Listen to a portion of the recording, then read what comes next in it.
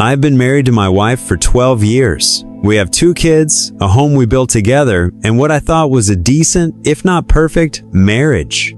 We had our ups and downs, but I never imagined that one day I'd be sitting alone in my car, gripping my steering wheel, listening to my wife's voice confessing to her best friend that she was in love with another man. I don't know what triggered my paranoia, but something felt off.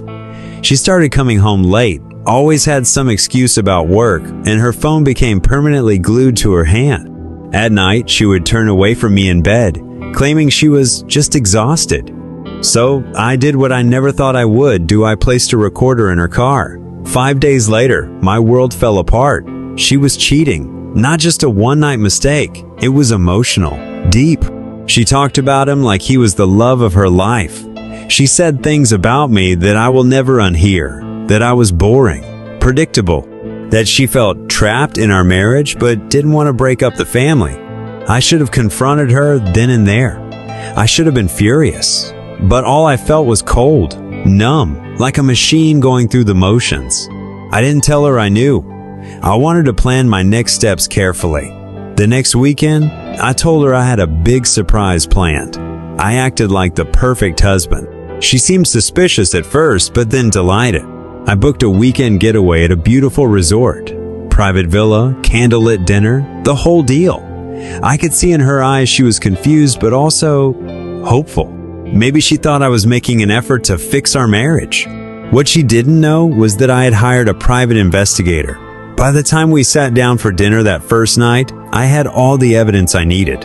Photos, texts, even a video of her meeting him at a hotel the previous week. I let her enjoy the evening. I watched her sip her wine, smile at me across the table, completely unaware that this was the last night she would ever look at me the same way again. The next morning, I woke up early, ordered breakfast, and sat across from her on the balcony. I looked her in the eye and said, "I know everything." She froze. "What are you talking about?" I pulled out my phone, played the recording, then showed her the photos. She went pale. Oh my God. For a full minute, she didn't speak. Then she broke down crying, begging, saying it was a mistake, that she never meant to hurt me, that it didn't mean she didn't love me.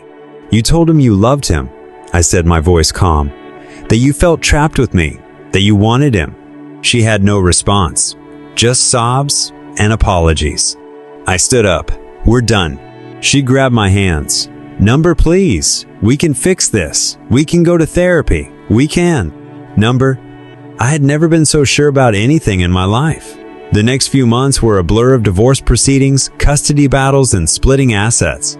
She tried everything, begging, guilt-tripping, even threatening to hurt herself.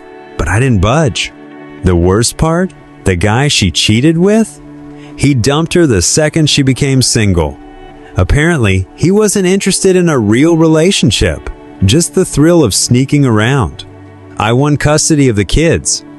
She moved into a small apartment and for the first time truly felt what it meant to be trapped. As for me, I focused on my kids, my career, and my healing. And one day, when I was finally ready, I met someone new, someone who truly appreciated me. I will be very grateful if you subscribe to our channel.